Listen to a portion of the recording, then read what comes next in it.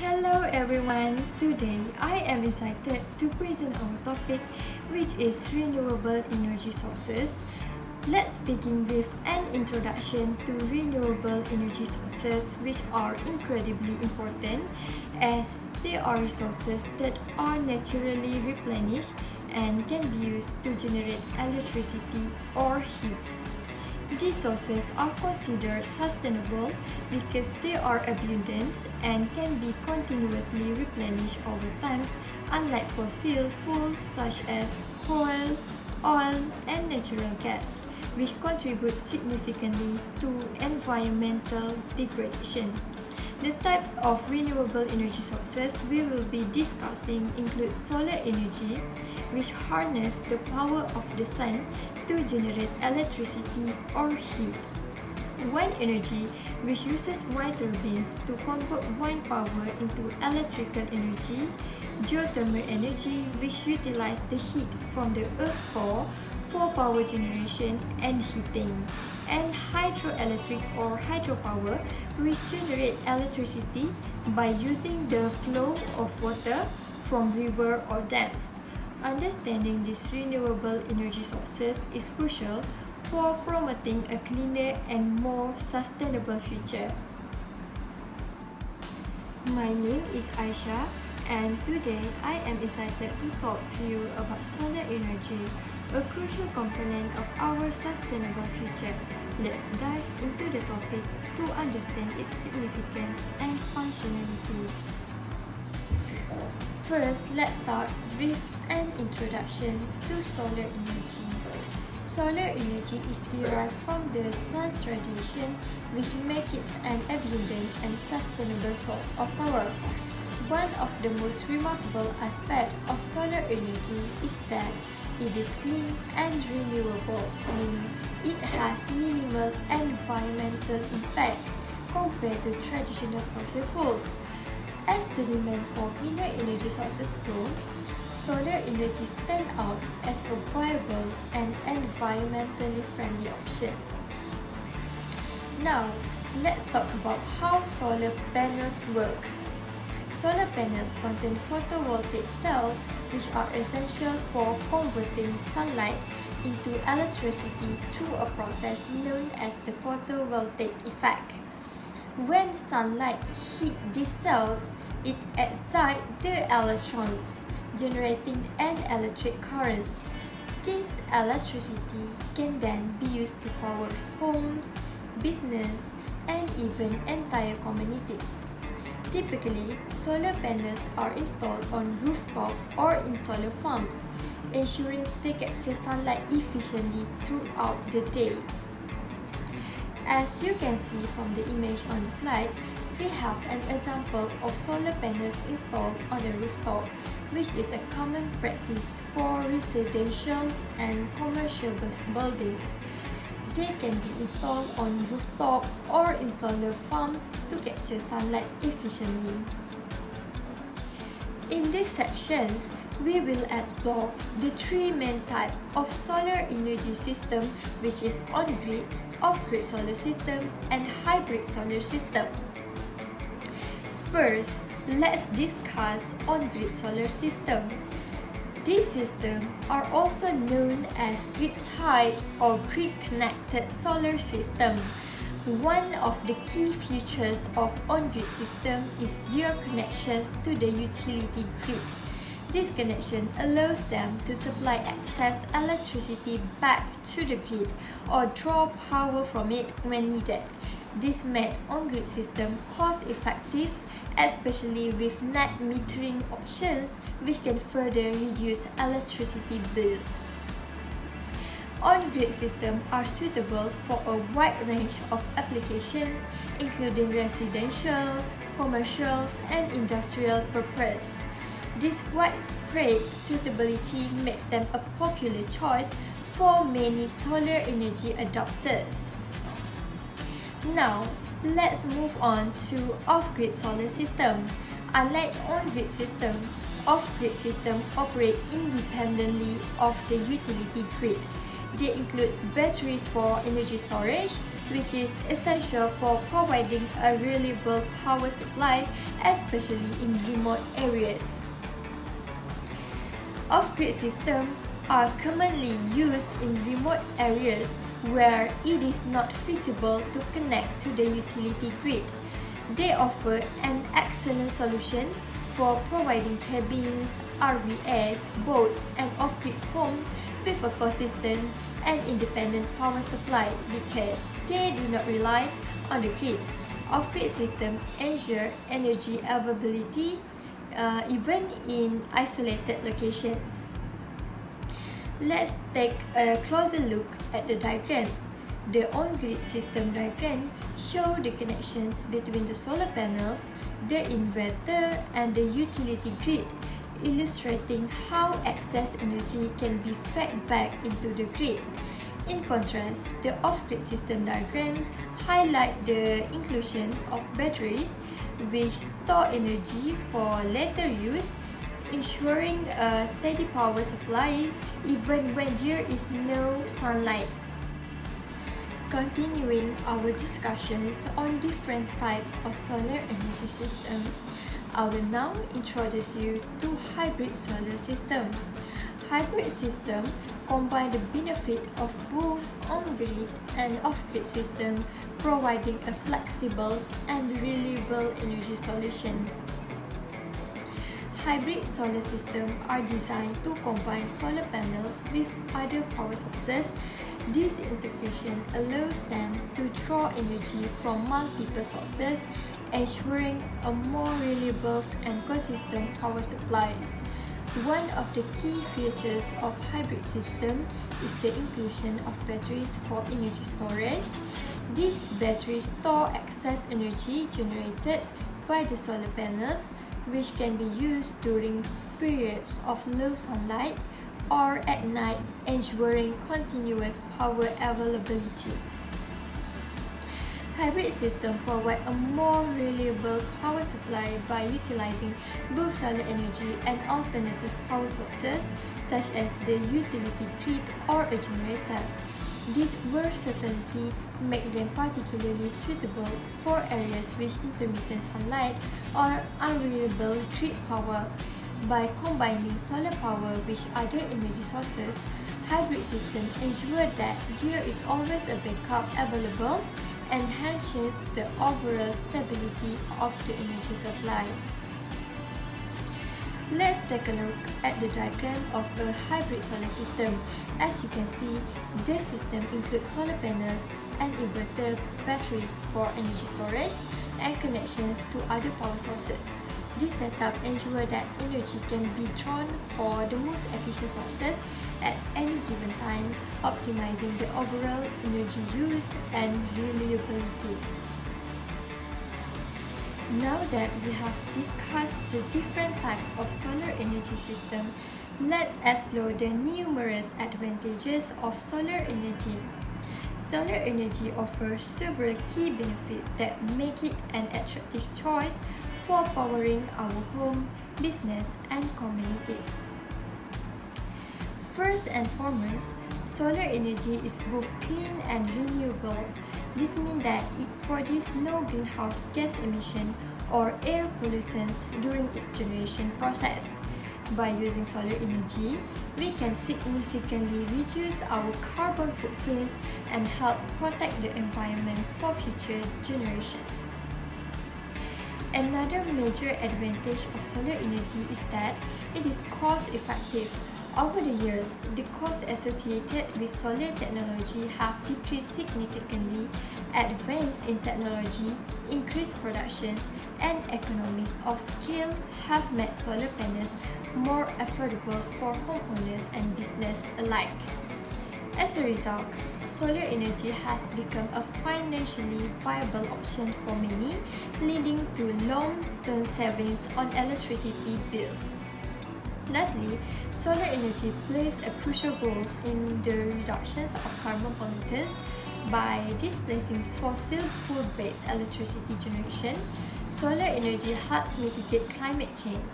Fossil fuels such as coal, oil and natural gas release a significant amount of carbon dioxide and other harmful pollutants into the atmosphere when burned. In contrast, solar energy generates electricity without emitting any carbon pollutants. Lastly, let's take a look at the future direction of solar energy. Firstly, let's talk about the continued growth of solar energy. Solar energy capacity is expected to grow exponentially over the coming years. Predictions indicate that solar energy will become one of the dominant sources of electricity by 2050. Next, let's consider the environmental impact of solar energy. Solar energy plays a significant role in reducing global greenhouse gas emissions, which is vital in our fight against climate change. Additionally, innovation in solar farms designed to minimize the impact on local ecosystem. These advancements ensure that while we harness the power of the sun, we also preserve the natural environment. Now, let's take a closer look at the graph on the left side of the slide. This graph shows solar installation worldwide from 2010 to the present. As we can see, there has been a significant increase in installations, particularly in recent years, highlighting the rapid adoption of solar technologies globally. Now, let's move to the another type of renewable energy source, which is wind energy. Introduction to wind energy. Wind power or wind energy is a form of renewable energy that harnesses the power of the wind to generate electricity. It involves using wind turbines to convert the turning motions of blades pushed by moving air, kinetic energy, into electrical energy, electricity. There are 5 examples of wind energy. The first one is milling grain, which is wind mill. Second one is pumping water. The third one is sailing boats. The fourth one is sports, especially water sport, which is kiteboarding and windsurfing. And the last one is generating electricity, wind turbines. The advantages of wind energy. So the first one is wind power creates a good paying jobs. For example, for about 125,000 people in US working under this industry, which is wind industry. The second one is wind power is a clean and renewable source. It provides electricity without burning any fuel or polluting the air. The third one is, it is also a green source that is truly economical. Compared to another energy source, wind power has a very low installations and operating costs. The last one is, wind power occupies very little land. Even though they are installed on land, they do not take up very much space. Now, let's take a look at the challenges of wind power.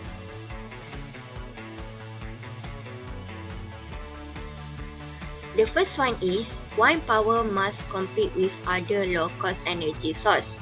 The second one is, wind plants can impact local wildlife. The third one is, ideal wind sites are often in remote locations. And the last one is, turbines produce noise and alter our visual aesthetic.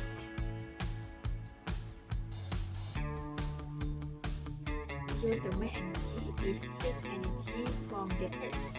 Geothermal resources are reservoirs of hot water that exist or are human-made at varying temperatures and depths below the earth. Geothermal energy have 3 types. That is dry steam, flash plants, binary plants.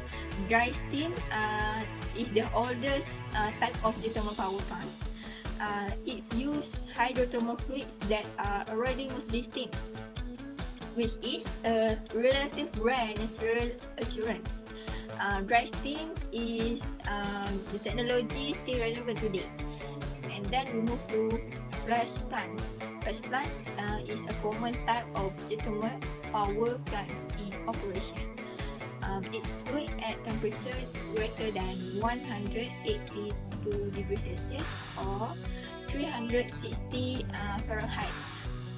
Pump from deep underground, travel under high pressure to a low pressure tank at the Earth's surface. The change in pressure causes some of the fluid to rapidly transform. And then binary plants. Binary plants can use lower temperature geothermal resources. It's important technology for deploying geothermal electricity production in more locations. It's different from dry steam and flash steam system in that the geothermal reservoir fluids never come into contact with power plants turbine units. Binary plants has a much lower boiling point than water, and the molars heat from the geothermal fluids causes it to flash together. And then advantages of geothermal energy. Geothermal energy is a renewable source of continuous production. It is a stable energy as it does not depend on wind or sun fluctuation. It is an indigenous resource that avoids dependence on foreign energy. Geothermal energy also, the geothermal installations have a low visual impact and do not generate emissions. In addition, they take up a small amount of land and are compatible with other uses. Lastly, uses and application of geothermal energy. The possibility of using and developing geothermal energy depend mainly on two factors, that's it, temperature and thermal fluids flow. Alright, first, low temperature. Low temperature less than 100 degrees Celsius. It's used for thermal utilization in industry and agricultural process. It's also used in district heating and cooling system. Low temperature used in spas or to generate domestic hot water. Alright, and then medium temperature. Medium temperature is between 100 degrees Celsius and 150 degrees Celsius. It is mainly intended for thermal use in various sectors such as the industrial, residential, or service sectors. It is used to generate electrical. Last but not least is high temperature. High temperature is temperature over than 150 degrees Celsius. It can directly transform water vapor into electricity. It is also eventually in heating systems. Now, let's talk about hydropower. Hydropower, a renewable energy source, is a reliable, clean, and carbon-free technology that converts water potential energy into electricity. It has high conversion efficiency and requires high initial investment but has a long lifespan with a lower operation and maintenance costs. So we have three types of hydropower. First is diversion facility, second is pumping facility, and third was pumped storage facility. Diversion facility uses a river natural decline to produce energy through a canal and penstock, regulated by gates, valves, and turbines.